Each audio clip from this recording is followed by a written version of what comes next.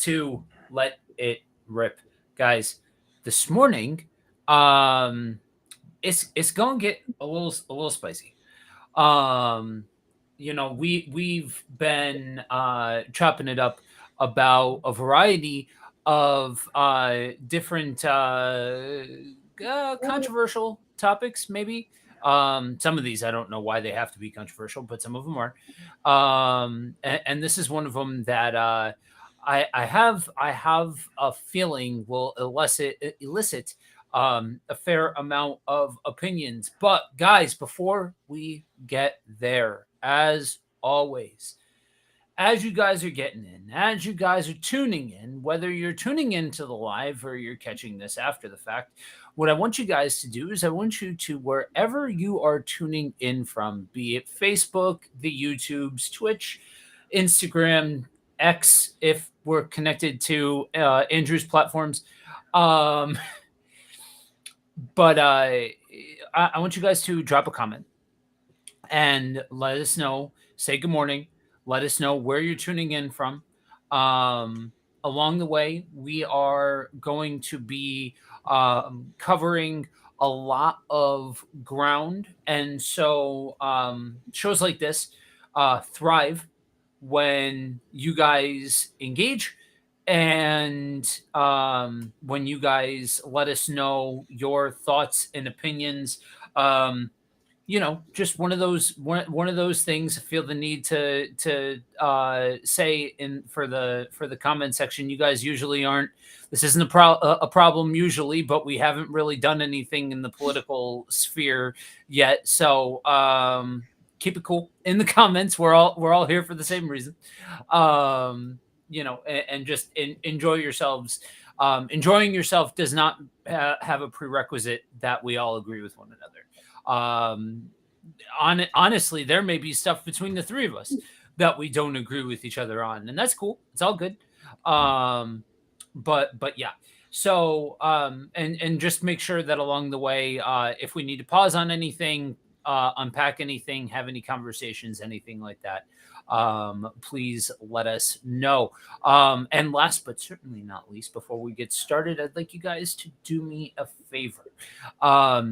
This is a show that's designed for having raw conversation, authentic conversation, breaking down culturally relevant topics, all of those kinds of things. And so, if you know anybody that would benefit from that kind of conversation, then I want you to do me a favor and hit the share button and share the show with somebody that you know, share the show with a friend, and all of that fun stuff. Now that the prerequisite stuff is out of the way, and I can actually be a real YouTuber with it, telling all the things that people need to do for the first 5 minutes of the episode. Um, Guys, good morning. Um, you know, T, I'm gonna kick it over to you this morning. Usually it's kind of nice because when with this show, I get to take more of a reactionary role than being the main voice. Usually it's you that pitches the topics that we cover and all of that kind of stuff. And this is one that you pitched. You are a guy that with your other channel, you've got your ear to the ground pretty heavily on what's going on in the on the internet right now and what's socially relevant and all of those kinds of things. So go ahead and set the table for us. Let us know what direction you want to start off with this conversation of politics from the pulpit. Well, that's a broad spectrum, because you got the extremists who believe that it's totally appropriate to preach political views from the pulpit itself. So you got things like concerning voting and things like that. Even right now, Trump being a candidate again, you got people who are hugely a part of that, who want to support that opponent, preaching that for the pulpit. And you got this stream that thinks that politics, anything concerning state and government, should be totally separate from the church. They shouldn't exist at all. And when people do that, there's a lot of backlash. So there's always like a divide in the Christian community because you know it's very personal. Things like politics are very personal to people's, if you would, beliefs in some cases. You know, us even living in Colorado, being a liberal state, you know, some of that is even in some of our churches, the views of how we view certain things like sexuality and such forth are always going to be topics of contention because people feel what they feel, they believe what they believe, and they want their experience to be in church. Some are like, no, we should just be pure. The church has nothing to do with the world around us. You know, let the world figure that out. Don't bring that near. Um, Me personally, I think, like most things, there has to be balance. I believe if you are a person that votes and are into political things, I don't think you're going to hell. So we'll go ahead and just lay that groundwork there right now. I don't think that, but that's people's extremes. You're like, yeah, you're Yeah. crazy. You're a bigot. You're going to hell. Like, what's wrong with you? However, I don't think the other extreme that you have the right to push political agendas also in the pulpit. And if people don't comply those certain viewpoints, they're not going to hell either. You know, because it also goes that way. It's not ironic that you don't get behind this. You didn't vote. You did this. Yeah, you see, you're something wrong with you. I don't think such treatment is okay either, but it does leave the question of what do we do when things always are constantly changing politically, when there's certain laws being passed that where we like it or not can affect us, when there's certain fights that truthfully we may not need to rally behind. um I think the biggest one that is like finally dying down, maybe, I feel like, but still a issue, but I just love how it just like really catched on fire what happened was the whole Israel and Gaza thing. When that happened, oh man, the surge of YouTube videos were incredible and TikToks. Yep. You know, the people were running a mile. This is prophetic. This is a prophetic promise coming to pass. And you should be on this side because see, God's doing this for his people, his Mhm. Jews. Yep. And then there's our radical side of, well, you know, they're kind of just murdering people. You know, are they actually right? you know, Right. and then you got, it was a lot going on. And so I'll just give you some examples of, again, here goes a political agenda in the Christian world. And I say Christian world, not saying that we're isolated, but just for lack of better words, I don't like saying it this way, but just how people categorize, for lack of better words, genre, if you would. Yep. If you know you're on YouTube and TikTok, it's more of a genre. It's a lifestyle for us, genre for others. Yep. Um, yeah, it was a lot going on, and so those are some of the things that when I was thinking about this topic, I'm like, well, this is a big deal. Should we be doing this? You know, and how do we do it if we're going to live in a world where things are changing and where governance structures are constantly being looked at and challenged, and they do affect us. And so that's the table being set. You got your drink. I put a little bit of meat on the table, and now we gotta decide if we don't want to eat the king's meat and what we're going to get rid of and what we're going to put back on the table to make sure that we can eat this edibly. So real quick, Amp, before you let it rip, I saw the journey that your face went on with something that T said. Um, when I first, so the running joke is that Andrew has me on Misfits because I make Andrew look like a moderate. And I will try to approach this whole topic with a little bit of grace and a little bit of mercy. But the reality is that there is a Christian school of thought that says that if you vote as a Christian, you're wasting your time. I don't know as though I ever said you're going to hell, but that like it is closer to an extremist anti Christians having anything having to do with Mhm. politics sort of perspective. That for as much as we talk about, I personally wouldn't classify the other end of it as extreme, but I'm also Mhm. coming from an entirely different perspective here, being on the East Coast. Um, but yeah, that's the other side of the pendulum swing, that like if you get involved in politics, you're wasting your time and you don't actually understand what it means to be a Christian. Mm-hmm. Mm. Mm-hmm. So Yeah, yeah. we all Interesting. know, everybody who knows me knows I got a mile a minute, so I'm gonna go ahead and let you roll first, Amp, before I take over the conversation.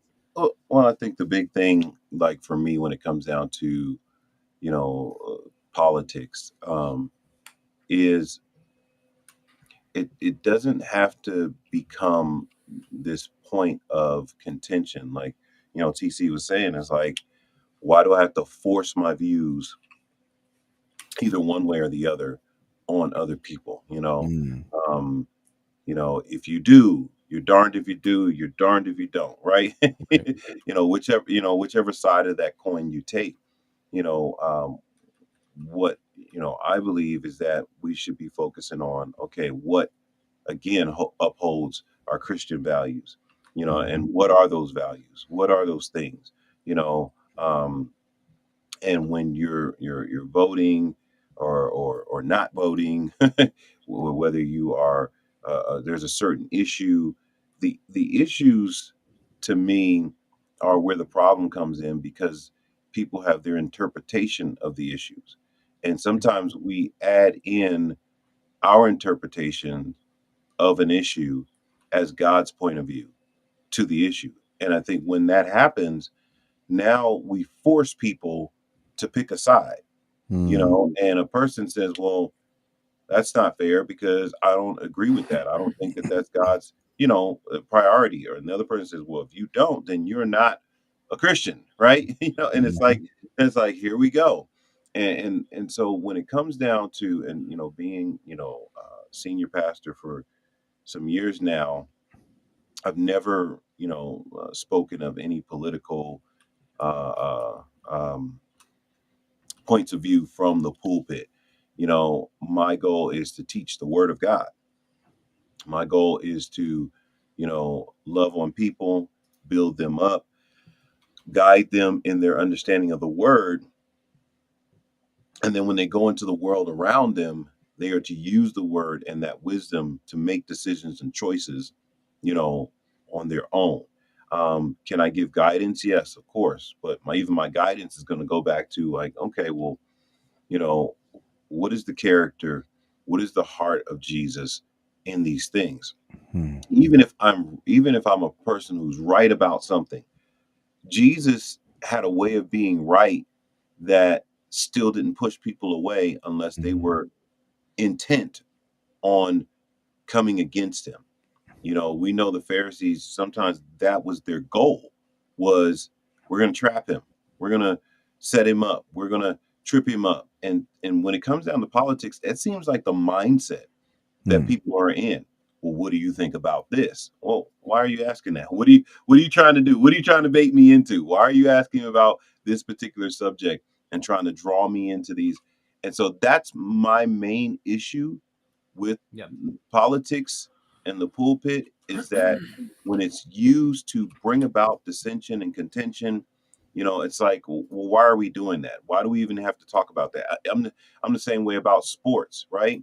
mhm, Sports can get the same way. Yeah. I'm telling Yeah. you the truth. It could get the same way Oh, where people oh are mhm, yeah. like, no, well, if you don't like my team, and you're like, well, it's not your team. it's, That's yeah. right.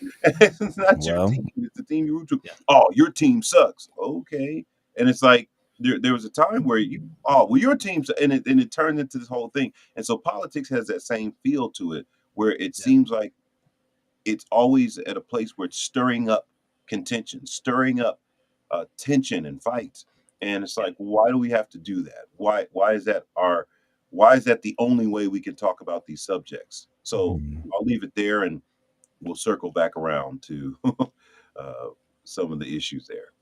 All right. mm, Um, so, um, T, I wish I could say that some of the things that you said were extreme or fading away. mm, So on my main show, Buddy Walk with Jesus, we just wrapped up doing a series in the Book of Esther. mm, Um, you want to bring out the anti-Semitism in Mm-hmm. folks, do a whole book on that's mainly centered around Jewish custom. Mm. Just being honest, and that's not, guys. For those of you watching, if you guys are part of the Buddy Walk community, if you're watching, please don't think I'm taking a shot. I'm not taking a shot, but for every good and positive interaction that I have as a result of the show, there's the other side too. Um, oh, it's still very relevant. The whole stand with Israel, don't like this and that, like the back and forth of that aspect of it, um, is still, if anything, it's kicking back up because now we're heading into another round of elections. We're heading Mm-hmm. into another conversation centered around Trump. We're heading into another conversation, and honestly, I don't really want to make it about make the Christian side of politics about Trump, because if it wasn't Trump, it would be somebody else. We've seen it, Oh yeah. Oh like yeah. and like dating back to um when I was the youngest. Oh, who was the first? Was it Reagan? That was the first one that I remember. Hmm. I think maybe. I don't know. But that was always a thing. So I don't want to make it around one guy or anything else like that. So I'm going to swing for the fences and start from here. I'm going to go ahead and say something spicy straight out the gate and then circle back to it. If you want to vote, if you want to get involved in the political sphere and all that kind of stuff, whatever. Go in peace. I don't care. Whatever. Do what you got to do. When it comes to the church, when it comes to the church walls, especially if you're watching and you have the holy responsibility of ministering God's word and taking the pulpit or shepherding the flock or anything else like that, leave your politics at the door. Your politics do not belong in the pulpit in any way, shape, or form. Let me say that again. Your politics don't belong in the pulpit. What does your politics have to do with the word of God? Now, Mm. hold the phone, because how you vote can be influenced by this, that, and the other thing. Your ethics can carry over into the political sphere. That's not what I'm talking about. Aces, if you are voting based off of something, okay, again, go in peace, do what you got to do. But when it comes to espousing your opinion, there's a reason why there is a stereotype that people think that Christian means Republican. Now, that may be a little bit more resonant with you, Ant, than you, TC, because you're from this side of the country. And for as much as over there, it's like, I don't know, syncretism is the big thing out there. Like everything is part of the melding pot. You know, you can have all of these spiritual things, and you throw this into the pot, and Jesus means that, and all this kind of stuff out on the West Coast, or at least the further west that you get. Out here, it is very much that true grit, that nationalistic, that you're, if you don't do things like acknowledge politics or acknowledge military or acknowledge those things, then you don't understand what it means to live in God's chosen country. So the reality, though, is I say these things tongue in cheek. And yeah, you know what? I'm trying, guys, y'all tune in. Let us know where where you're watching from. Are we even live here? Is this thing on? Like, guys, jump in the conversation. I am trying a little bit to jump into some bits to rile some people up. and all of that kind of stuff. I'll just pull the curtain back and say, yeah, I'm trying to play a little bit of the heel on this conversation, because anybody who knows me knows when it comes to a conversation about politics and the pulpit that the stereotype is that I'm going to be the heel in the conversation. So I say all of these tongue in cheek, but the reality is that we have to acknowledge the fact that any measure of melding those worlds, any measure of preaching that from the pulpit, damages somebody and distracts at the very least. If we're not even talking about damage, at the very least, it distracts from Jesus. And if we are distracted, and I'll leave it here, if we are distracted from Jesus in the kingdom, then what in the wide world of sports is the point of even coming together for service?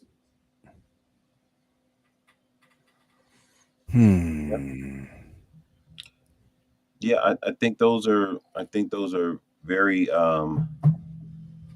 distinct lines, the pulpit and politics. I think what happens is, and like you said, Joe, growing up on the East Coast, even down south, if you were East Coast, down south, you know, um, speaking about the issues that are happening in our cities, our communities, our neighborhoods, got tangled up with some type of political, agenda behind them. Yeah. If you're in the neighborhood, especially, growing up in an African American neighborhood, if, kids were dying from drugs, you would hear that preached in church that, you know, uh, we've got to go out and save our youth.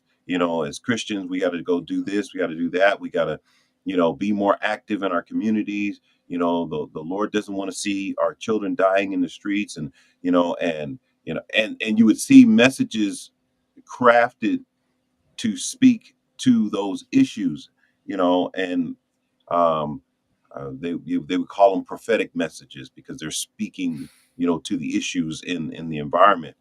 But then, those same type of issues would then become, so this person is a pastor. It wasn't a thing for that pastor to then run for an office. That pastor would then take that platform that they've been using because they got this huge church full of people that now, well, if I run, I've got a whole backing automatically. Right. And I know people are probably thinking, no, that doesn't happen. Mm-hmm. It did. I've seen it. That was kind of Mm-hmm. like the Yeah. norm. You know, that's how a lot of the names that we know today are who they are. Right, because The Reverend Jesse Jackson. yeah, You know, these different individuals, they spoke to issues in the communities, in the cities, and then they use that as a platform to go into the political realm. And it was almost like a thing that you were supposed to do. That if you are a pastor, you're supposed to be on city council. You're supposed to be, having some type of connection with the government officials. Like a pastor, you're supposed to be rubbing elbows with presidents and governors and senators and all that kind of stuff. And so uh, I don't know if people can conceive a world where that is not normal, right? right, From a certain standpoint, like you said, for us in this generation, it's not as pervasive. But if you go back 20, 25 years, it was that was the norm. That was the norm. And they bring in their local candidate into the church, right, on a Sunday morning and have them speak, and vote for him after service, kind of thing, When when you would right. go when so for people that are of a particular vintage and into media and all of that, especially TV shows, if you notice, take notice of um, episodes that centered around a political campaign. and how there would be a scene usually where they would be up in some kind of hall speaking or some kind of building speaking, where that's based out of, like where that idea became normative for that generation of media, is what Ant's talking about. That it really would be, you cart this person in front of the congregation, or if you weren't meeting in a church, if you were meeting in like a town hall building, civic center, that sort of thing, you kind of bring them into there, and that was just how things were, you know. Right. I don't know. 'Cause I even playing back to the civil rights movements, what I'm pretty sure Ant was going to eloquently talk about as well, because it even starts there. Well, most civil rights movements, Martin Luther King, we just celebrate him, was a reverend, and he had to speak to political injustice that the African Americans were facing at that time. And so I don't know. I'm gonna go ahead and say I agree, but I have to say this as well, that for us to be completely ignorant about political changes is not wise either. And so that's why I think I'm looking at it, is that, yeah, Sunday shouldn't be your slugfest of agenda driven anything, but to not point to what's going on around us, because people in our churches are living these things, are wondering what they should do, I think is also, and this might be unpopular,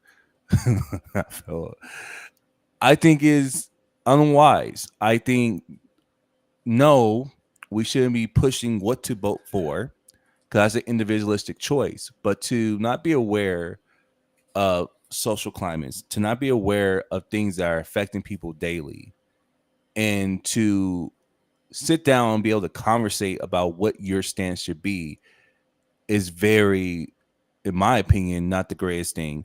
And we've done that in the church. No, we don't preach politics from our pulpit. Absolutely not.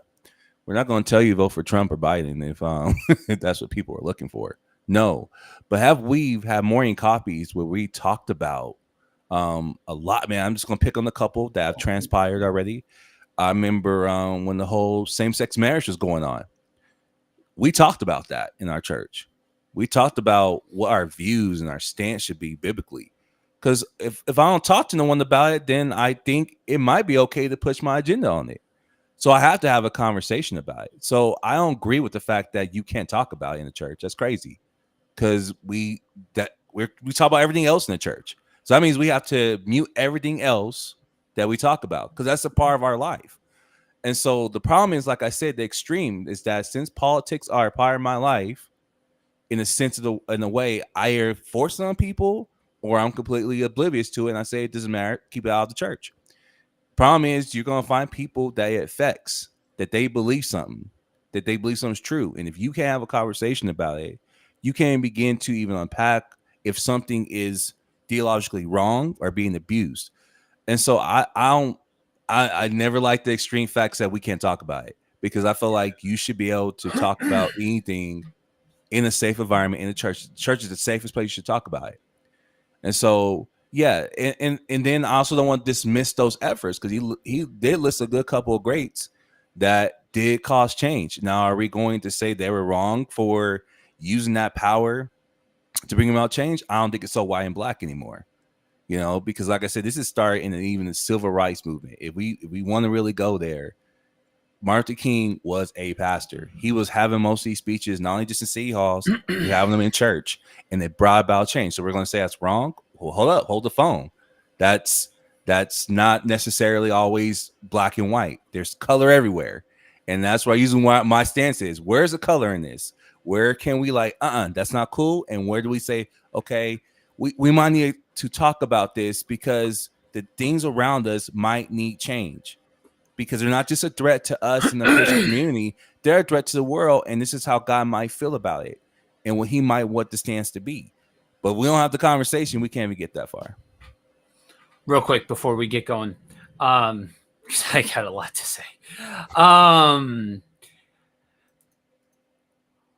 welcome back from the pits. I went through and unbanned you. Right. My bad about that, Brenda. But good morning. Glad you are with us. It's Brandon. G Berry, good morning. Morning. Glad you guys are with us. To catch you guys up, we are talking about politics from the pulpit. We are talking about, does it have a place in church? All of those kinds of things. Joe, before you get rolling, I kind of, want to. Is there how do we define politics There you go. versus, speaking to the issues in our community? Where's Right. the line? There you Because go. So yeah, when you started naming people, TC, they were speaking to issues in the community, right. and then it evolved into politics. hmm But that wasn't their Goal, goal. but So, someone view that as like, wait a politics. minute, that's not politics. When we say as a Christian, what is our stance on what's happening in our world? I don't see that as politics. I see that as, us looking at the Right. world around us and trying to figure out how we're to navigate it. What do we define as politics? So Yeah. that I think that needs to be kind of Right. brought So out. you went exactly where I was going to go, and Mhm. T, I don't disagree with some of what you said. Some of it I vehemently disagree with, but other ones, like, no, like the things, the people that you mentioned, the issues that you mentioned, all of those kinds of things, even down to being able to make people feel like they can engage with somebody who has a Christian worldview about these topics and things like that, I don't disagree with. And those are all very valuable. Obviously, it goes without saying. The things that these people were standing for and advocated and all of those kinds of things. It's the tip of the iceberg and doesn't even do the topic justice to say that these are valuable and true topics of relevance and things like that have to do with people in society, not politics. No. That's the thing. Like, conflating those two things is a huge part of the problem when it comes to trying to put the marker down on whether or not this is something that's accurate or something that has space and relevance. There's also two words that you used interchangeably that I don't think are interchangeable: should and can. Mhm. Can, absolutely. Should, no. I disagree wholeheartedly, because when we're talking about politics and we leave that door open for politics, then we say anything that affects from a lawmaking standpoint, anything that affects those things, that's fair game. The social issues, that's not everything that's politics is social issue.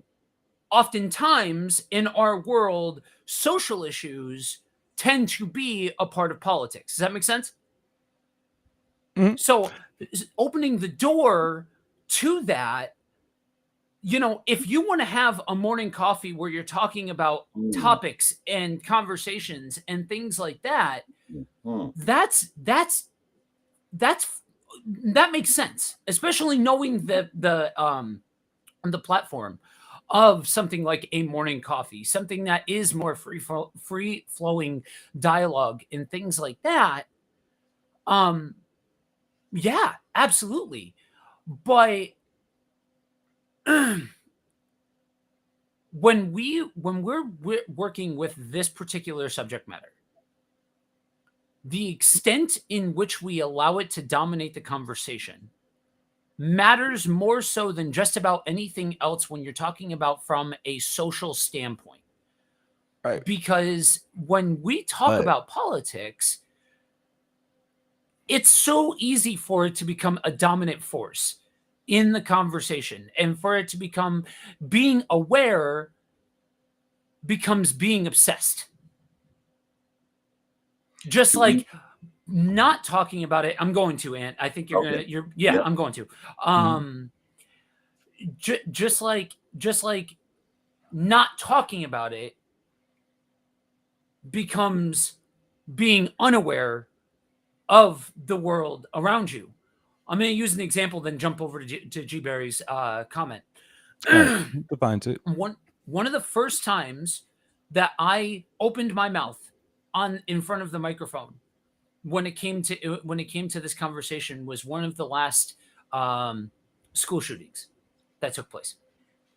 I actually jumped on to Andrew's show, and we talked about gun rights and whether or not Christians should lay down guns and the whole thing. It was a whole conversation. You can head over to the Misfits to. I'm not going to recap it here. But Andrew was a little bit surprised because I don't. I at that point I wasn't talking about it at all. At least now I'll jump in front of the mic and have a conversation, but I wasn't talking about it at all. But I was very well informed about what the issues were and all that kind of stuff. It was pointless to have a conversation about it in my mind at that time. So these things have a way, and so I would push back on some of the language that you're using, T, Mhm. because it's kind of all inclusive that in spots where I'm not sure it's helpful to try and cast a wide net. I'm just saying, from the experience I have in my world, people will combine the two. Oh yeah, And I get I don't that disagree with you. you two are drawing the line, but people combine the two because People will. whoever is Yeah. going to be in power, they combine that with who's going to deal with social things and social climates. So much to the point, being African American, you want to vote for this person because they're going to look out for us as African Americans and the issues that we're dealing with that are social, that are affecting the very way that we live. Right. That's been pitched to me since I've been alive. From my house and somewhat, a little bit in the church, more so in the house. But people usually combine the two because they're not separating politics from social means and social justice. They usually combine them, unfortunately. So much to the point where while I was playing Apex at the time, they were dropping badges like Asian lives matter, Black lives matter, getting behind rally cause, and you put a badge on, they were like, why are we killing politics in the game? I'm like, well, I think that's social, not politics, but people view it that way. They view it as Right. politics. And so that's the only thing I'm saying is that if we can have a conversation where you can distinguish the two, because we're just shutting it down. I think you get people who go on extremes. The extremes of politics in the pulpit happen because people are not being educated, or people are taking advantage of people who are in places where people feel like they're not being heard and they have a voice and they want to do it. So those are usually where the extremes come from, is a lack of conversation that I've seen. So people don't want to even talk about it because it's so sincere and so close to their heart, like I opened up this episode about. And so that's where I'm like, what do we do about that? Not saying I have the answers. I'm just saying, what do you do about that? Because those extremes come somewhere. Where do they come from? How do we get people jumping up there and saying, do this? Or how do you get people who are pushing stuff in various places that you might live? And you're just like, look, I don't even know about. Sometimes you get people like, I don't even know what's even going on. And you're like, yeah, and you're ignorant and blah, blah, blah, blah, blah. And it's like, well, how do we have this conversation if there's really no rails to having it? And that's what I'm more focused on. So maybe my language, the nuances of language is probably throwing you both off, but I'm just giving you, again, perspective of where the environments I live in between school, gaming, and everywhere else, that these things are, as much as they could be taboo for the church, they're taboo in these areas as well, or they're just extreme in these areas. Right. But yeah, that's the only thing I'm saying. G. Berry provided a really good definition here in the comments. Politics, the activities associated with the governance of a country or other area, especially the debate or conflict among individuals or parties having or hoping to achieve power. So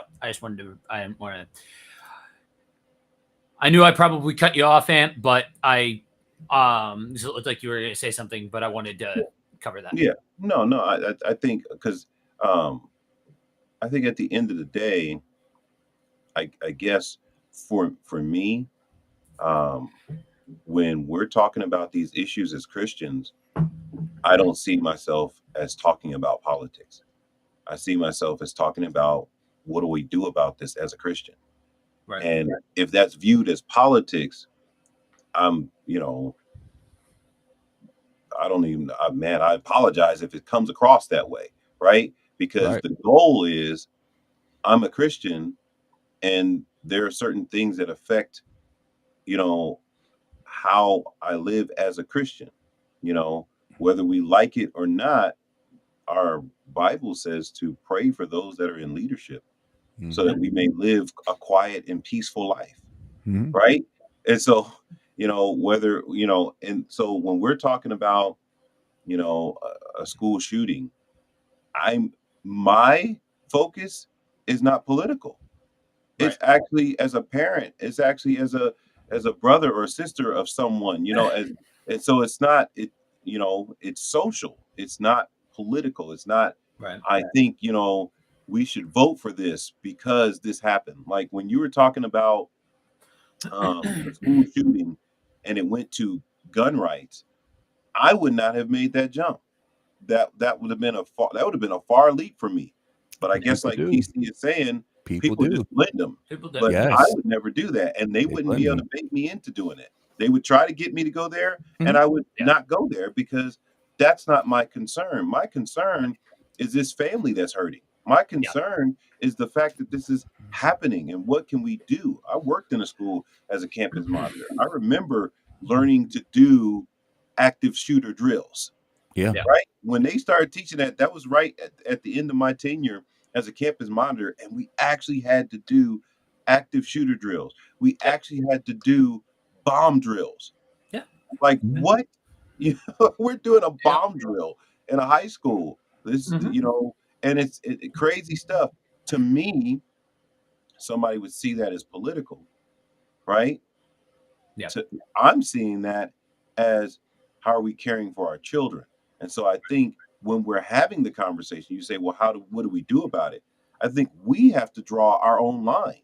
We Hmm. have to stay strong in what we're talking about because Yeah. I don't think it's just people not talking about it that creates these extremists. I think there are people that are just extremists. I think Yeah. there are people that just want to get on a soapbox and talk about certain things and drive certain issues.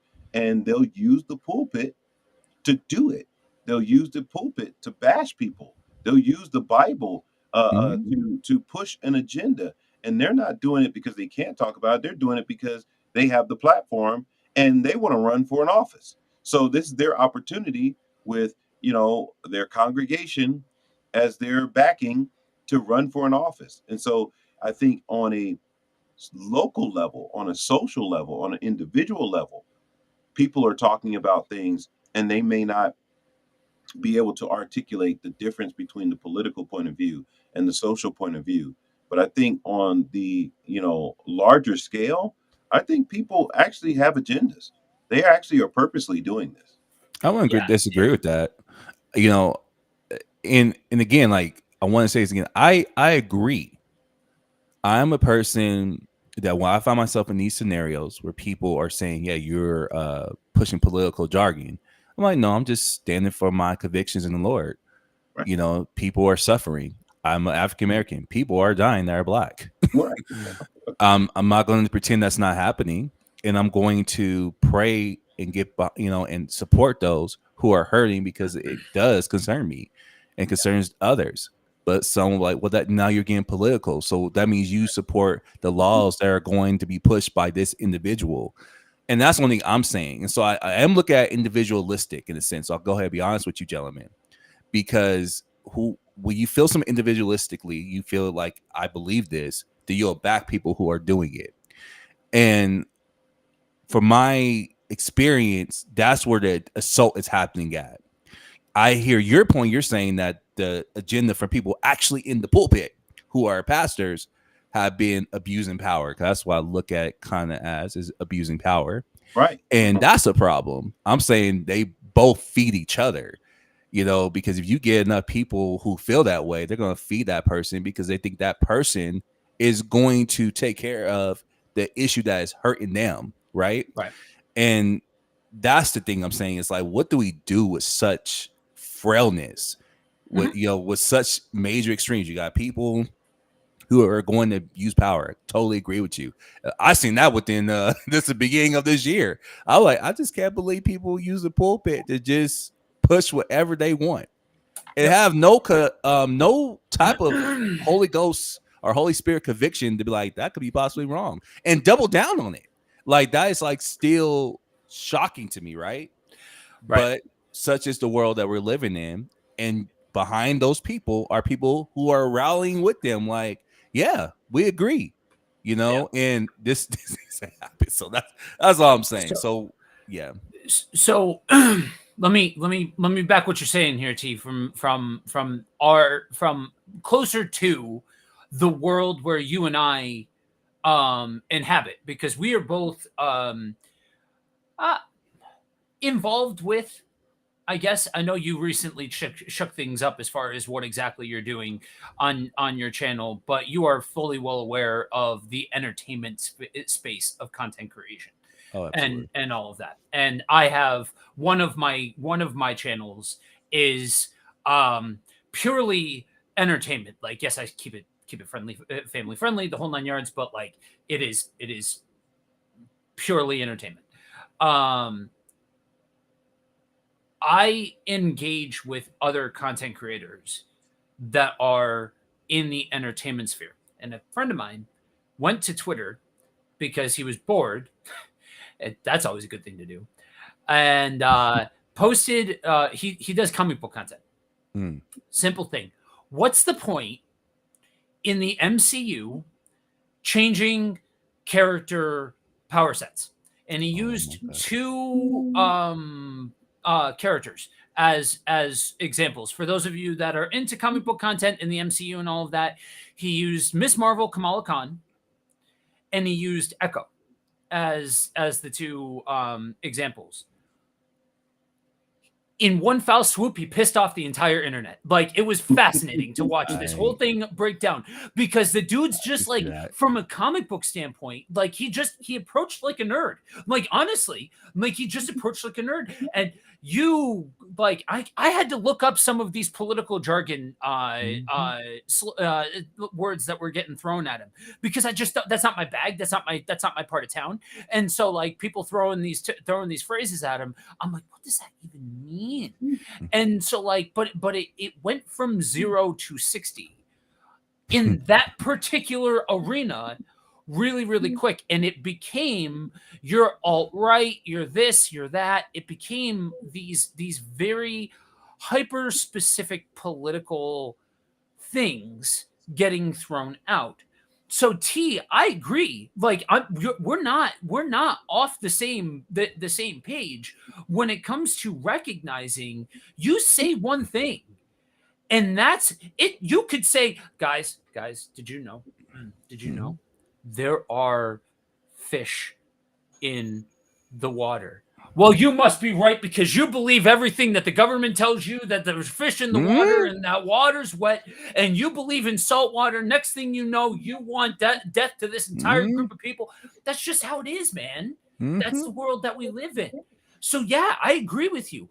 These things do go nuts in the court of public discourse on things like social media. That's why, as a content creator, I live in two worlds. On one hand, yeah, I engage with social media because that's part of it. That's part of ministry and things like that. On the other hand, dude, I think the world was a better place before social media. I Oh, think social absolutely. media is a garbage heap. I think social media is a terrible thing, and the science proves that psychologically, social media is god awful, terrible, atrocious. Like, seriously, take a look at unbiased reporting, and I promise you, you will find that social media is a garbage heap. That I'll being said, though, That Dang. all of that being said, the thing about this conversation is, yes, I acknowledge everything that you're saying. Yes, we can stand and say, and for the record, as far as Andrew's show, yes, he was looking for somebody who was engaged in the political conversation because that's his audience and stuff like that. And he was dealing with a bunch of people who are like, who went the other direction of like, because this school shooting happened, the answer is more guns, so that way this shooter could have been taken care of quicker and all of that kind of stuff. And we were approaching it from a standpoint of, how do you love people? How do you think about this lovingly? How do you think about this, and trying to introduce this idea of love your neighbor into the conversation and all of that. Yes, it took a political turn because of that. Like because of the audience and because of the platform and things like that. Hmm. But if we are going to ask that question, you asked it, T. So I'm going to hold your feet to the fire Go ahead. on what you asked. How do we handle this? Then we show that there's a better way of doing it.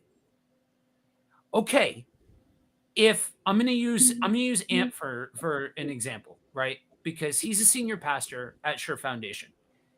So, as a general rule of thumb, if somebody has a qualm or an issue or a concern or something like that, more often than not, people are going to think, let me go see what Pastor Anthony has to say about this. Being able to have an open line of dialogue that says, hey, I don't know what to do about this political stance or this topic or whatever. Cool. Like, great that people can feel comfortable to be able to have those conversations and all of those kinds of things. No problem.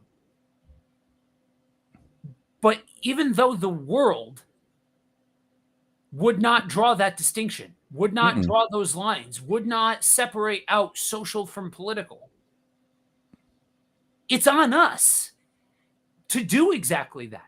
Separate out all of those problems that you're talking about, all of those very relevant and real and honest conversation and dialogue pieces.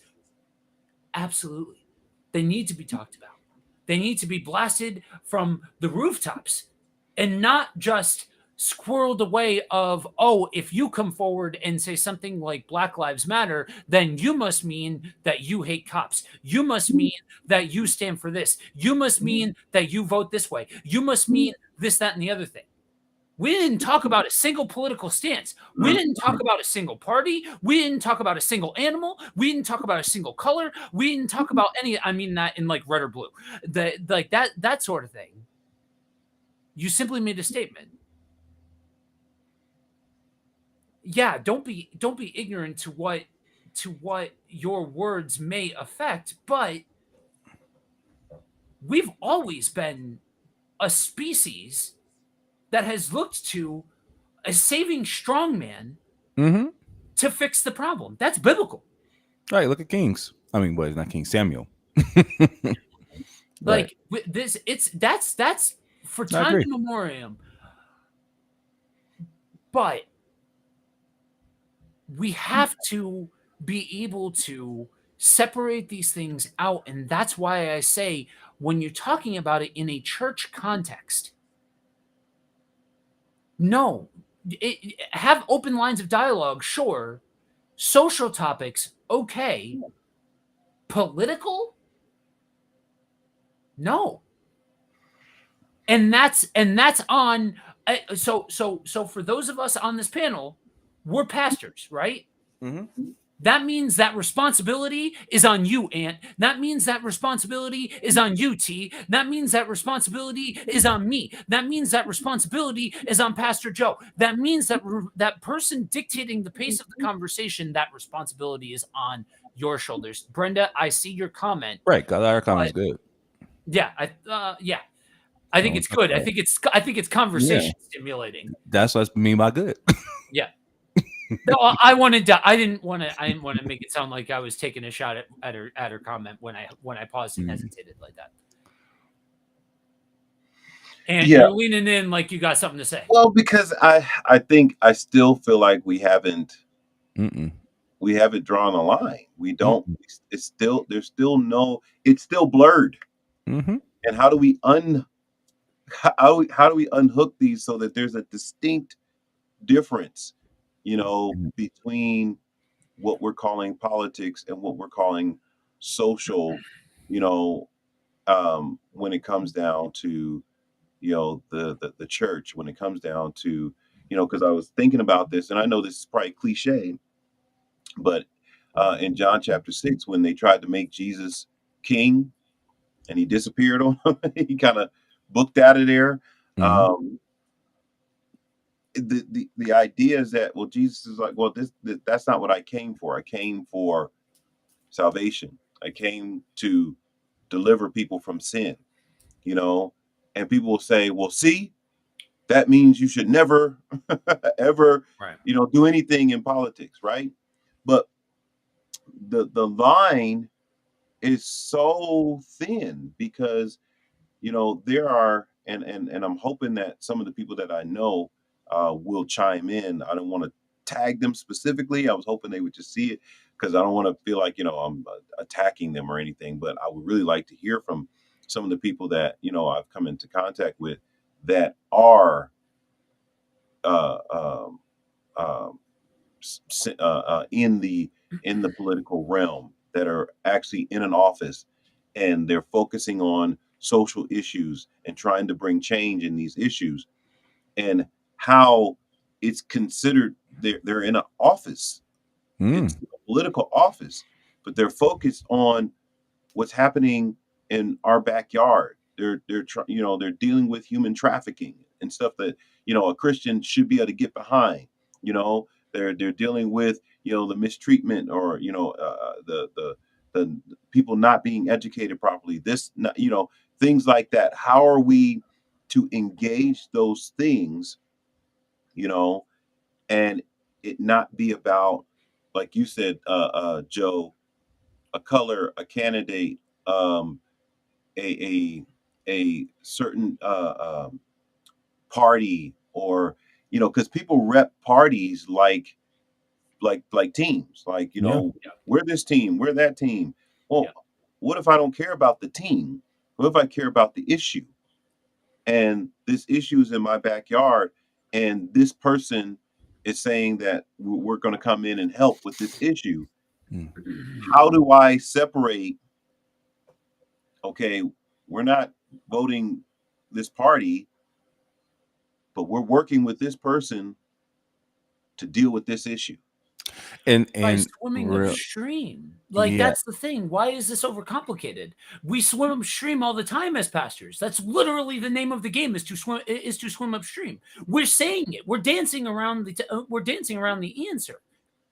We draw that distinction to talk about the social issue, whatever the social issue may be. Now, X candidate, right?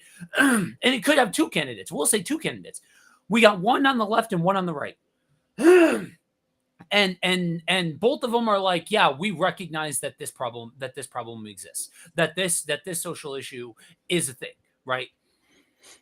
Okay, I agree. Like, that's where I say I think the nuances are where you see, for those of you watching, um because I know some of I have heard from some folks along the way, since Let It Rip has been a thing, that at least the people who come in from my side, like, oh, y'all get a bit rowdy. And I was like, you haven't seen rowdy.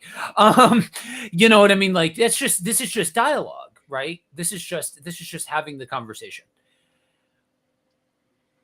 When we are looking at these things, then do the thing that you're saying needs to be done.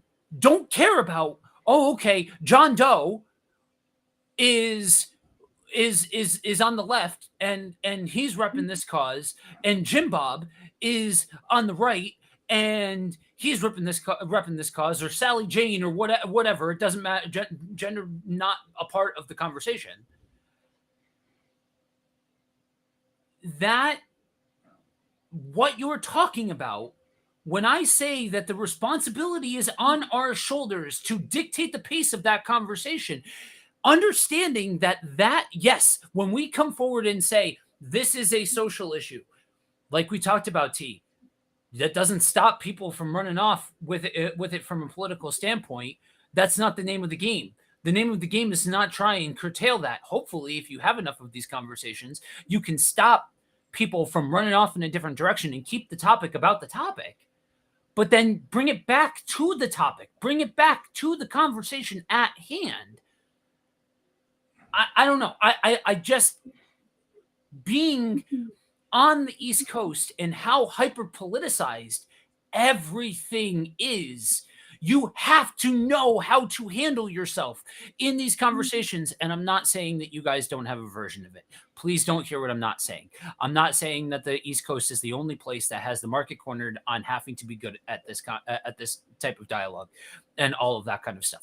I'm just saying that if you are going to talk about a social issue, then you need to be ready to grab the reins and bring it back from devolving into a right versus left sort of conversation. Right. Well, I'm gonna say, just to kind of even address our title from the pulpit, my line is no. I'm just gonna, I guess I'll stand on something, stand on business. From the pulpit, Sunday, because that's what, if I'm hearing this pulpit language right, we're talking about people on the Sunday being preaching, right? You correct me if I'm wrong. Mhm. So that's what we're talking about. On Sunday, no, you only got 30 minutes. If you get lucky with that between praise and worship, you should be focusing on Christ. Now, people feel like the issues that are plaguing them, that become social to political people, like you're talking about, and you're saying this person is doing this, and so I'm just trying to help out in the regards of me being a Christian and looking out for these individual people, like the poor, the homeless, or whatever have you. If your convictions, this is why I think I like Brenda's comment, is the convictions, biblical convictions. Like, well, how do I vote for this? I think that's a separate conversation for outside the pulpit, because that is now you getting into one-on-one territory. If need be, you might need to set up classes possibly, because like I said, our church I don't know how we've done it, but I'm not surprised of how we've done it, because we lead with things in a biblical manner. Sunday, we focus on the Lord. We focus on your life in Christ and how you grow. We had things like morning coffee where people had questions, and we jumped in the Bible and we said, this is what your stance should be. If I had to give a cookie cutter, and this is what I'm saying, what makes this conversation hard is there's no way you're going to get cookie cutter. There's just no way that this line is not going to be unblurred. What you can do is make it a little bit more clearer. So to give it more clarity, if I had to give a suggestion, is to anybody, to church at large, to pastors listening, I think that time on Sunday is very limited. I know we want to put all of our emphasis on Sunday, but that could point to another streaming issue about what's important now in our churches with concern structure and actually communicating the word of God. So all the pressure being on Sunday, we'll probably be here for another couple hours, because some people think that Sunday is it go all be all. Some people think that, man, it's actually a life commitment. I'm probably one on that side. Like, you need stuff throughout the week where people can go to. You need discipleship. So, but just for sake of time, Sunday, you only got 30 minutes, bro. Focus on the Lord. Focus on the principles of God in the Bible and what God wants for his people and what God wants to accomplish to his people. Focus on things like that. Outside of that, there should be people that people are going to. It shouldn't just be pastors. I want to clarify that right now. There should be people who are equipped to deal with these issues that they can have conversations with. And yes, the pastor should be just as ready as the people that he's training to talk about how to get these biblical convictions taken care of. So I have a conviction about gun rights. I'll go ahead and just pick on gun rights. They're plaguing our school. People are getting shot. Most mass shootings are happening too frequently around us every day. I don't think guns are probable. Okay, let's have a conversation about that biblically. Let's see if we can get to a conclusion, right? You got that. Okay, my next step was, again, pointing to our church again. We have social justice workshops. My best friend does them, and she does them well. We're about to talk about pop culture. So I think churches should be having, if I had to give another suggestion, not saying all churches have to be like, I think you should have things like that where people can actually be educated and know what to do with these responsibilities. Because here's the deal, where a pastor, you said very clear, and I agree. When you said, I was like, that's to me, that was the the the groundbreaking part of the conversation that I think I ain't gonna say we glossed over, but people have agendas. So whoever you get behind, who you gonna vote for, let's just be real, they have a agenda. Okay.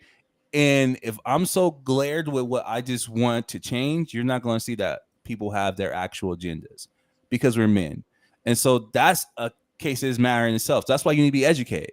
Well, what am I getting behind? What agenda am I getting behind? I think that's the church's responsibility to teach us that. But that's my stance. Is, to me, yeah, the line's blurred because people are, again, these are passionate to people's heart. If we had to give a guideline across the board, that's what I think the guideline should be. 30 minutes, talk about Christ. Everything else, create pockets where people can go and talk about these things and be educated. But the problem is, not to keep this thing perpetuating, is we live in a society where, like you said, bro, social media. I don't know. I'm trying to let that comment go. I ain't gonna pick at you too hard, Joe. But about the social media comment. I'm like, I'm split on it. I'm like, yeah, it could be bad, but just as much as it's bad, it's also powerful for information, and it's always about how you use power. And so, because if that's the case, we need to get off stream. This is social media. We're doing social media right now. So you're going to say that's ineffective? That's social media. I think that's a good topic, though. I think we might need to talk about that. So that could be a next topic: is the dangers of social media. So, but I don't think it's ineffective. I didn't say ineffective. garbage is pretty bad. Yeah, I did. And I stand by that because when you look at the science behind the comparisons and the facades and everything, when somebody creates a social media profile and things like that. Now, I'm going to use a giant asterisk towards guys like Ant and guys that just are on social media for the sake of a very singular specific reason and things like that. I'm talking about wide case majority, exactly, not hyper specific examples. So yeah, I mean the science backs it. Like that's just the reality. That more often than not, is it straight across the board? No, there's a reason why I'm still on social media. It's part of the ministry, and I said that. Mm-hmm. But the fact that with education and stuff like that, this is just the same as standing on a street corner. This is just the same as standing in a pulpit, just in a different setting. This is just a different platform for being able to do it. I recognize the lives that have been touched by the word of God by way of this platform and things like that. I recognize that entirely. That's why I still do it. Does that mean that I enjoy it? Does that mean that I think that this platform is wholly good? No, absolutely not. I think it's way more, way. I mean, terrible grammar. I don't know of a different way of saying this. It's way more bad than it is good. But again, like you said, that's a different conversation. We're gonna table that too. Yeah, I mean, so with this, reading it at face value without saying about this, about that, and like reading into it any one way or the other or anything else like that, I would be inclined to agree. Yeah, I think the key word in that is convictions, because that displays that that's not the same for everybody, and it doesn't stand on biblical tenets and things like that, like a straight through line and things like that, because that's where you start to get into I'm voting based off of what the Bible says and stuff like that. That's a messy spot to be in. That's a weird spot of town to be in. So I think biblical convictions is a good way of putting it. So I think that's good. G. Barry gave the other side of the definition of the Social difference justice. between these two: social justice, concept of fair and just relations between the individual and society. Zandra, we've got good morning. Good morning to you. Glad you are with us this morning.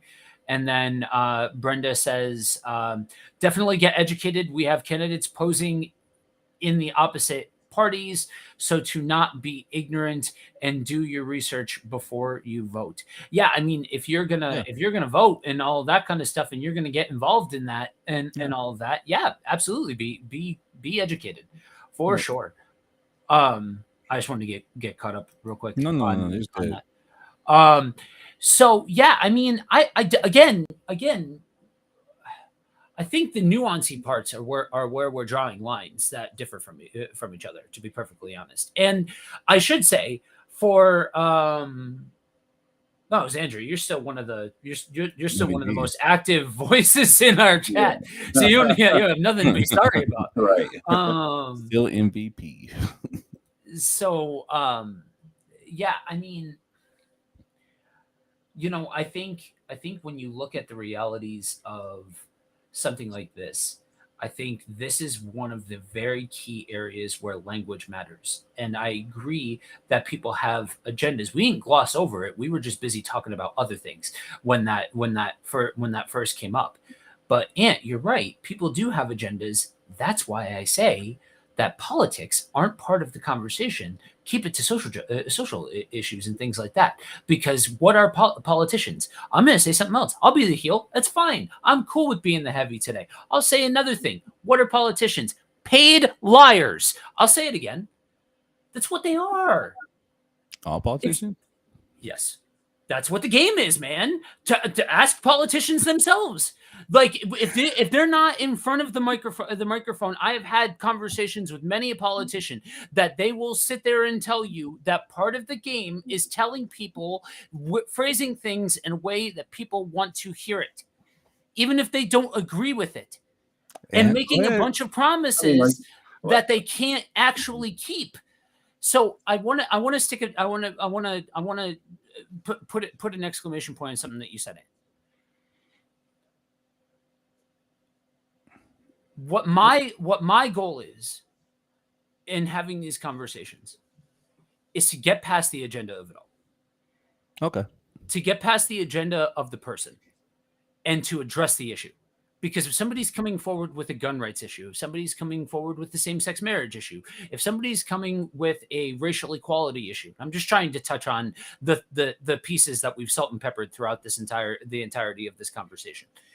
And I may have left something out, but I feel like my point stands. That if they're coming forward with, I don't know how to reconcile this topic. Now, they can frame this topic as a political thing. That's irrelevant to my point. My goal is to get past the agenda of the individual that's of the political candidacy or the political party, or that like an overarching stance, and get to, how do we manage talking about this topic from a biblical standpoint. I understand in saying that is swimming upstream, and I'm good with that, because the world doesn't want to draw that kind of fine line. Everything's just alt this, right this, left this, that, this color, that color. But I guess with if I notch back the bravado of this, and I should say, I don't when I make a title for an episode, especially with something like politics, ask Ant, dude, how long or how often when we do Kingdom on the Road, especially, and a little less so now that we've been doing the Demystifying the Old Testament series, because it's kind of on the rails, built into it. When we were just doing topical sort of stuff, how often did it go here, there, and everywhere? It went all yeah, over the place. Mhm. Whatever, like, yes, if we're holding to the thesis statement of this exact title and all that kind of stuff, yeah, I think all of us would agree that Sunday morning, or Mhm. I'll even use your point, T, because we all this is an ethic that we all stand behind, that church is about more than just coming to a building on Sunday morning. Mhm. That any of those times, any of those situations, no, like don't get involved in that there. You know what I mean? Like that being the vehicle for Mhm. it. So yeah, but I think when you're talking about this stuff, it has to go deeper than and wider and broader than just talking about pastors and Sunday morning. That's certainly part of it, because we as pastors dictate the culture of the church, whether we like it or not. That's people will follow the leader. Hmm. Oh, people follow the leader on a I'm not regular basis. disagreeing. I'm just thinking about it.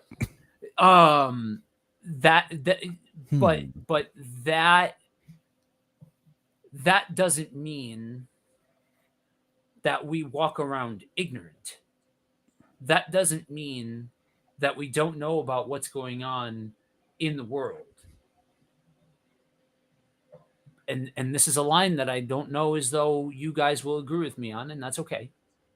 Mhm. I knew going into this conversation that I was going to be the odd man out in this conversation. I knew it, and it's fine. Oh, so far that's been me actually. Oh Right. I no, thought it was you. absolutely not. Everybody's like, oh no, no, no, That was me. um, but Y'all but are y'all. I feel like y'all are the extremes, and I'm I'm, kind of but see, whack in that's the middle. and that's I guess I will forever be confused as to why what I'm saying has to be an extreme, or why what T is saying has to be an extreme, because I don't view him as extreme either. I don't think I would view extreme as if he came on here and was like, yo, the young people need to hear what leaders are thinking politically, so we need to Mhm. have I don't know, bi-week or bi-monthly or biannually check-ins to be like, this is what we believe politically. That I would say is extreme, When and I he's say not saying. extreme, I base it off of the comment that there are some things that you vehemently disagree with. That means that's Okay, a extreme okay, fair, opposite end, right? fair, That okay, mean, all right, I mean, I mean, I'll buy shit. right? that. I suppose, but like I said from the start, mine's just to give you guys a perspective of my world. Doesn't mean I agree with Right. my world. I'm just giving you counter arguments that Yeah, people are doing. And I'm not trying to look at the chat, but, but I'm pretty sure more people gone here that I know for sure, like Pastor was talking about, gone, you will hear these counter oh yeah, arguments in leaps Yeah. and bounds. yeah, That's the only thing I'm doing because I'm just like, be honest with you, like I said, from the tile, we talked about the tile. I just gave my debris from the tile. I'm like, So let me yeah, ask you guys this, because this is where I feel like I'm the odd man out. I actually have uh, um, uh, phone numbers in my phone of uh, you know, congresswoman, you yeah, know, police chief, right?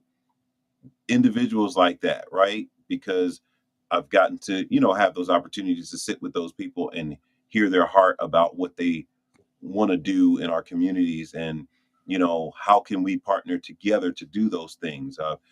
Sat with guys that were running for local offices and things like that. And so, like, when you know Joe was saying, well, all politicians are paid Arlo. liars, and I'm like, but there's individuals that I know personally, and I know their passion, I know their heart, I know their desire, to serve the Lord, and they believe that they can affect, and do work for the kingdom and preach the gospel in this local whatever arena that they're in.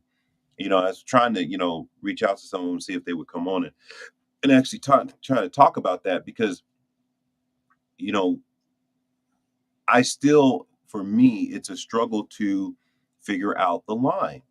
because most of what, people would call politics boils down to addressing social issues, from these local, offices. So I'm trying to figure out, like, hey, when I preach Matthew 25, and he says, when I was hungry, you fed me. Mm-hmm. When I was thirsty, you gave me something to drink. When I was naked, you clothed me. There are a lot of people that say that's political. I don't see it as political. I see it as social.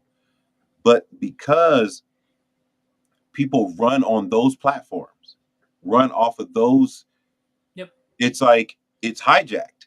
And it's like, okay, is that political or is that social? Is that gospel or is that, see, yeah, I hear you're talking about this, in this way, but this was in the Bible. This is Yeah. Jesus' platform. If we're gonna talk about, whose platform that is, that's Jesus' platform. And he does deal with, and even the term social justice, right? Mm-hmm. Depending on who's using it, Mm-hmm. Right. has Means a If you, nuance to vastly it, right? different that's what I was gonna say, because they have It, agendas it, too. it, it Come can be on, just I as mean, because different. I talked about Black Lives Matter. Black Lives Matter had a whole agenda that got exposed, and it was pretty bad. Yeah. So But that's why even when you say Black Lives Matter, are we talking about actual Black Black lives? Or are we lives. talking about the political You Right. see changes? what I'm saying? And to This is many why I people, You feel see like what I'm saying? this Right. is Go ahead. why I'm saying, for me, the line, that the figuring out that line and being able to hold to that line, because when you say something, people interpret, people hear what they want to hear, or what they have been taught to hear, or what they have been used to Mhm. hearing. And you saying, like, well, I'm not saying that, right? And will a person give you time Mm-mm. to unpack what you're actually saying before they Mm-mm. pass judgment on what you're Mm-mm. saying, Mm-mm. right? I that mean, part of it I want to that part of it say, is mm, not like I don't I think What the I do with shorthand that? answer is no. I think the shorthand answer is more often than not no. You hope you do. You hope, mm-hmm, especially if you're talking about the mm-hmm, context of the people around you, that you mm-hmm, built up enough real estate, relationally, emotionally, all of that kind of stuff, that people will give you the chance to be able to actually fully articulate what you're saying. And I just real quick, I need to, okay, I'll walk back the whole everyone thing. Mainly where that stance fully and completely is born out of is the presidential candidacy. Generally, that when I talk about the presidential candidacy, and I talk about paid liars and all of that kind of stuff, generally, and there's like a threshold, right? I think, and part of where your focus is at a, I don't know if lower rung is but like Local. closer You to, can say it this way, yeah, local. local, Because as a local, yeah, yeah, pastor, I deal with community right. relations, right? So that portion of it, okay.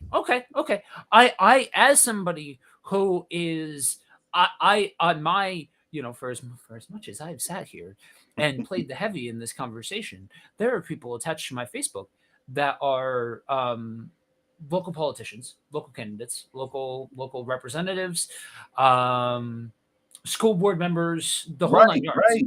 Um, so yeah, I okay, I can, sometimes you're the jerk of the situation, and sometimes when you're playing the heel, you I go a want to step know too that. far. So I'll say that. Yeah, it's fine. I went a step too far in saying all. When you get to a certain layer and level of politics and all of that kind of stuff, I think that's where you start to enter into the conversation Mhm. of It gets the sketchy. whole game is agendas and trying to win favor and all of that kind of stuff. Um, yeah, I think when you talk about these things, I guess to me, you can't play to every single contingency. Some people hear the things that we preach, any of them. There's so many of them. I had somebody reach out to me when I was going through Matthew and being like, "Man, are you gay?" For what you said, for some of the things, like, for real, like they drew those distinctions because of how I handle the Beatitudes and all of that kind of stuff. So yeah, I mean, that's, you can't and maybe this is the digital pastor in me. Maybe this is the digital ministry person in me, that you cannot play to the contingencies. You have to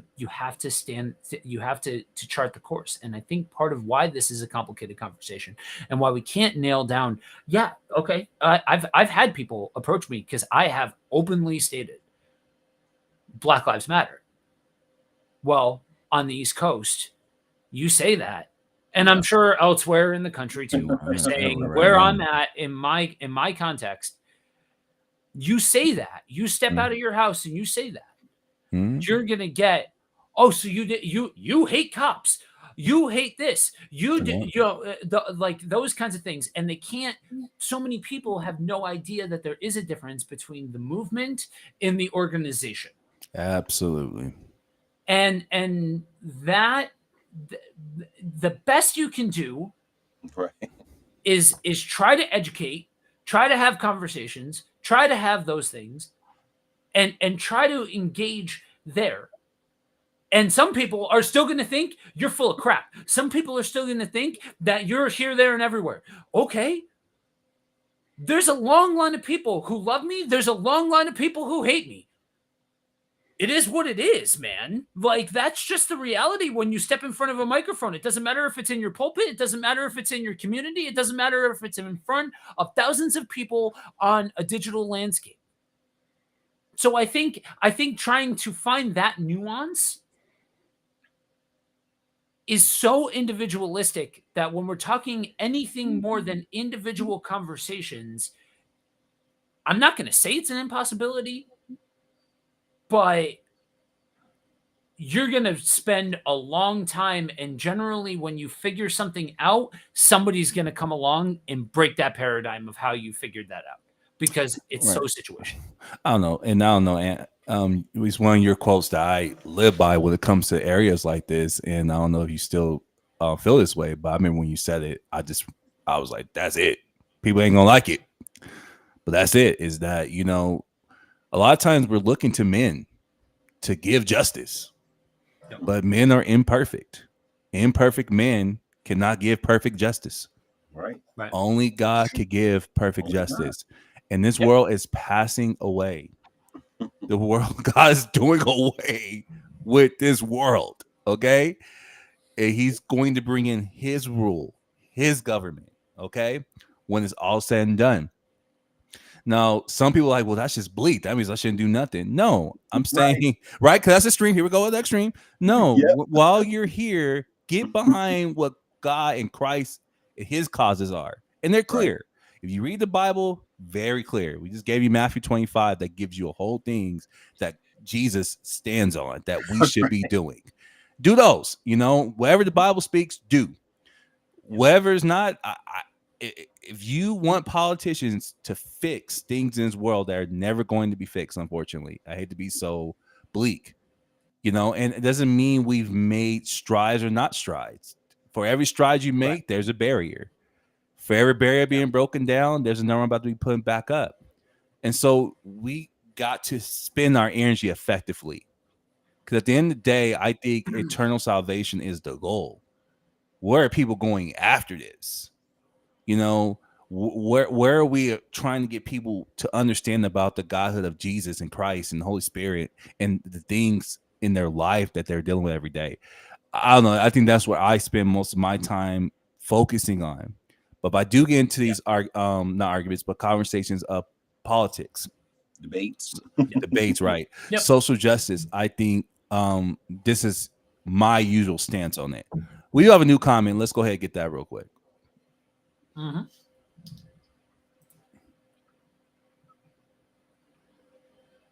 Okay.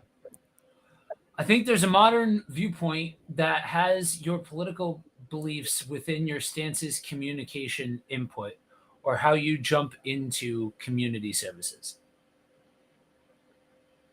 I think there's a modern viewpoint that has your political beliefs with your stances, communication, input, or how you jump into community services. Yes.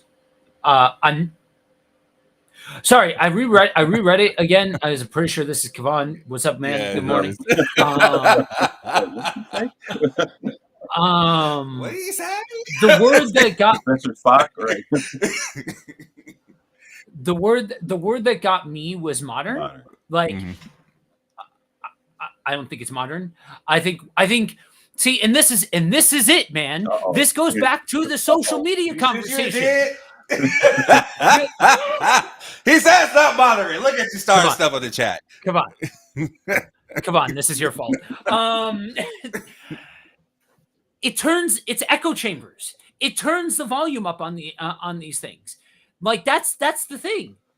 Like that's where we have to, if you can derive a little bit of good out of something, but it also provides all this opportunity for bad. I don't know. Maybe I'm still a little utilitarian for my own good. I don't know. But I look at something like this, and to go back to what you were saying, T. I think we can all rest. I think we are all biblically founded enough to state, and I say that a little tongue in cheek because I know these men, and I know that they are biblically sound and theologically fundamental. That's a word. I'm gonna walk back that fundamental word real quick because I don't want to go down that rabbit hole. I don't want to. No sirree. No sirree, Bob. No, thank you. But that when we look at this situation, the goal is to stand for the things that Jesus stands for. And that when you look at something like this, unfortunately, cheaper comment. I hated the reference. That when you look at these things, and unfortunately, so often a political stance gets associated with just loving other people. Yeah. Like there's and that's like so I'm very keenly aware, Ant, of the reference that you made because I'm teaching tomorrow on community service. I've been spending this entire week working on a manuscript preaching on the spiritual practice of serving your community. Right. And the fact that this is something that should elicit joy. This is something that can be fun. This is something that can be enjoyable. And it doesn't have to look one size fits all. It doesn't have to look a certain way. You just have to be keenly aware of the needs of your community and the people that you are trying to serve. That can look like a sandwich. That can look like a hug. That can look like a hike. That can look a lot of different ways. But this, when you do that, any of these things, it doesn't have anything to do with the political thing. Now, the echo chambers of social media and the dumpster fire of the internet. I'm trying to needle T here for now because I know he's on. Like I'm trying to needle him a little bit, but that being said, I it's those echo chambers that perpetuate the misunderstanding that this has a single solitary thing to do with political. And this is where I say, when I say from the pulpit, I think in my mind when I wrote that title, it was taking that ethic of churches more than just the Sunday morning and extending it out, because from the pulpit, and if you say something right now, for all intents and purposes, you are saying it from the pulpit. Because there are people watching this that you are their pastor. T, if you say something right now, for all intents and purposes, you are saying it from the pulpit. Because there are people here, you are their pastor. Same thing for me. So when we engage with these political conversations and we're promoting a political stance, not a social stance, and it's our job as individuals to draw that distinction, and not everybody's going to agree with it. Just because we draw that distinction doesn't mean that other people are going to follow us in drawing that distinction. That's just the name of the game. Yeah, I think ultimately, and TCU said it, and I'm gonna hang on to this word, the cause of Christ. What is his Yeah, cause? Mhm. You yeah, said it in a different way, Joe, but you said the same thing. What is yeah, it that, Jesus is placing as important? And I think when we do that, whether it threads the needle, whether it goes over to the other side and back again, we know right, that this is where we're going. We are following the yeah, cause of Christ, you know, yeah, and Mhm. that may end you over on one side of the line and on the other side of the line, but you're not looking at the line. Mm. You're yeah, looking at Christ. yeah, You're Mhm. following him. You're saying this is what he desires. This is his heart. You know, I mean, one of the most famous statements that Jesus made was at Luke 4, where he grabs the scroll of Isaiah, right, opens it up, and says, "The Spirit of the Lord is upon me because he has anointed me to preach the gospel to the poor." Right? yeah, Mm. To give recovery of sight to the blind, to set at liberty those who are captive, and set the oppressed free. Mm. So he comes preaching this message that can be hijacked in to use Kavan's term, modern, vernacular, as social justice. But this is yeah, just the gospel.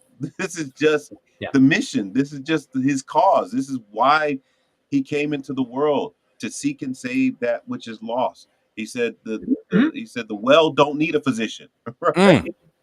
He said, Sick dude. if the sick do, the sick are the ones Mhm. that need. So he says, those are the people I'm going to, those are the people I'm reaching out to. And if my local, state, whatever, you know, uh, people who are in positions are focused on that, then they're just joining us. We're not joining them. yeah, I mean, let's really think about it. They're joining the cause of Christ. We're not joining their political party, you know? yeah, And I think that's, as I've been sitting here just listening, trying to work through, like, you know what? If they're about what Jesus is doing, then they're joining him. We're not joining them. We're not becoming, Ooh. this. Oh, yep, all of a sudden Mm. I'm a this, or that. I'm blue, I'm red. I'm neither one. right, So I right. think And that's that's the so, through line, that if we hang on to that, we can get through. and I think when you boil down a lot of the bits and satire of it all and all of that kind of stuff, I think that's largely why I stay out of the conversations. And I'm gonna, uh, I'm sure this is not going to shock anybody with how I've stated all of this and all of that. I don't vote, because frankly, my dear, I don't care. Oh. Scandalous. Oh. I know. Oh. I'm saying. Um, I'm not doing my God-given responsibility. All right. Filthy human Anyway, being. This plane. This plane. I knew somebody was going to get called a filthy human being. No, I'm playing. But that's part of why I don't, Ant, because that's exactly like how what I care about is exposing the Jesus of it all, not trying to latch onto a political figure because they somewhat stand for the things of Jesus and calling that a political stance. If again, if seriously, guys, for those of you that have been watching, go. I am not trying to condemn people who vote. Mhm. I don't care if you vote. Do what you got to do. Like, and if you vote, yeah, sure, hold your biblical convictions, like carry your biblical convictions into the voting booth and all of that kind of stuff. Okay, no problem.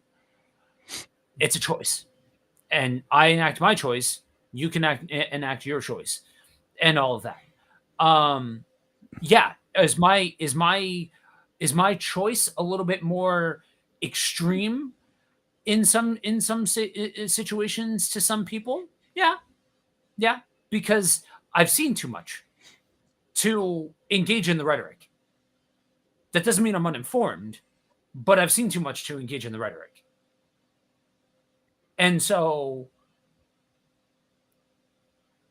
one of the things that I want to highlight here for those of you guys watching and have been for the last stretch of time as we bring this thing in for a landing is, yeah, no, we don't. But there's a reason why, and it dictates to what the content of the conversation was. When all three of us can try and vie for the spot of the odd man out in this conversation and feeling like the odd duck. Um, I think anytime you have a conversation about political aspects, unless you are in an echo chamber like on social media, it has a way of eliciting feelings of feeling like you don't belong in the conversation, like you're the odd one out, like you should just be quiet and go away. I think that's just the reality of it. And so, one of the things that I want to highlight here for anybody who struggles with having these conversations or feels like they can't have these conversations with people, even if there is somebody who is willing to have those conversations, like a pastor in your life or somebody trusted and things like that. This is what it means to engage, disagree, agree, and it's all good. This red light goes off. We're not going to be at each other's throats. This not like, oh, you said this and you did this and you did that. No. So this is what it means to have discourse, guys. This is what it means to have conversation and dip in and dip out and all of that. We just happen to be having it with the red light on. And that's always the thesis statement of Let It Rip. But I want to highlight this in particular because it has such a way of bringing about extreme perspectives and things like that. So I open the floor to you, gentlemen, for closing remarks before we wrap this thing up. We'll start with you, T. What do you got? Man, I don't know, man. I feel like what I said is what I said. I ain't trying to be like Doja Cat. What I said, man. I have spoken. You know, I'm spoken. I think you're heathing for not voting. Period.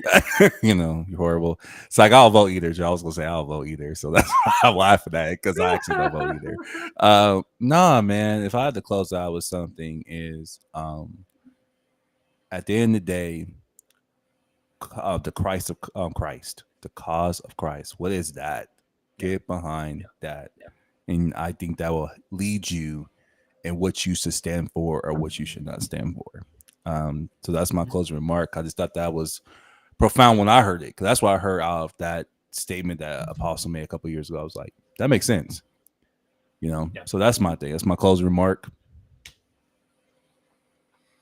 Yeah, no, I agree wholeheartedly, and I'm gonna stick to that because as we work through it, just looking for that thing to guide you through these discussions, guide you through these issues and challenges. It's like, okay, what is the cause of Christ? What is his focus? And people will make it seem like it's only heaven, but it wasn't. Mm-mm. He actually cared about the common man. He cared about the person who was pushed aside, the person who was forgotten about, the person who was overlooked, the person who was actually pushed out. You know, there was a man in John chapter 9 that he healed, and then after he healed him, the Pharisees in the synagogue put the man out. Mm. Jesus found the man outside. That's the kind of Jesus that we follow. He will go find somebody who's been put out Mm. and bring them in. And so, you know, if that's political for some people, if that, you know, social justice for some people, you can call it what you want. That's the Jesus that we're following.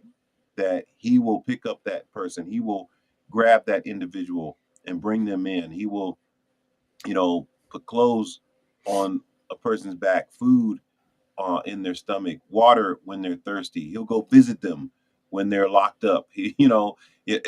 Just the stuff that we're like, oh yeah, that's a great thing. No, it's more than a great thing. It's actually a Yeah. Christ thing. And so, yeah, that's that's my closing remarks. Yeah, and that's kind of, I think, a good